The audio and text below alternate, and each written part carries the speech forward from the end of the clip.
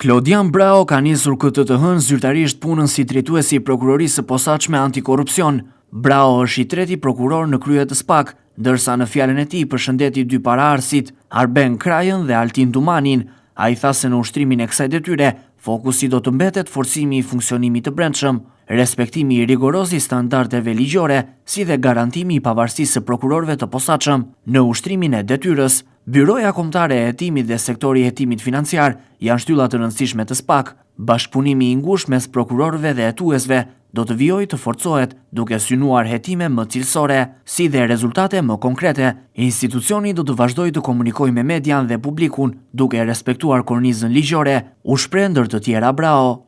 Së pari shpreh falënderimin tim për Këshillin e Lartë të Prokurorisë për besimin dhe për vlerësimin e treguar, duke përzgjedhur pozicionin aq të rëndësishëm të drejtuesit të prokurorisë posaçme. Marrja e detyrës më shumë se një moment simbolik është angazhim për të respektuar kushtetutën dhe ligjin, për të mbrojtur pavarësinë e SPAK-ut dhe për të forcuar më tej besimin e qytetarëve.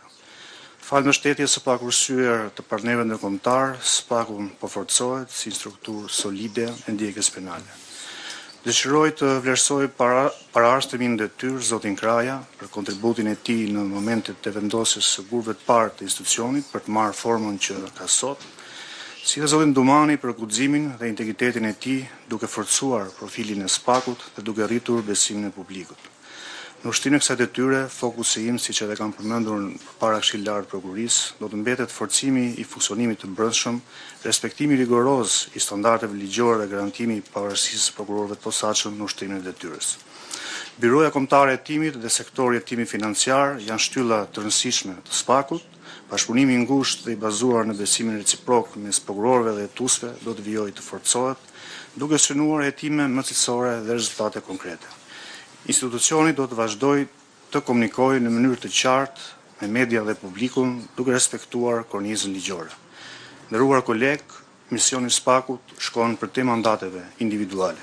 Unë besoj se jemi një skuadër dhe të punojmë krah për krah me përkushtim në përmbushjet e zotimit tonë ndaj kushtetutës dhe ndaj qytetarëve shqiptar. Faleminderit.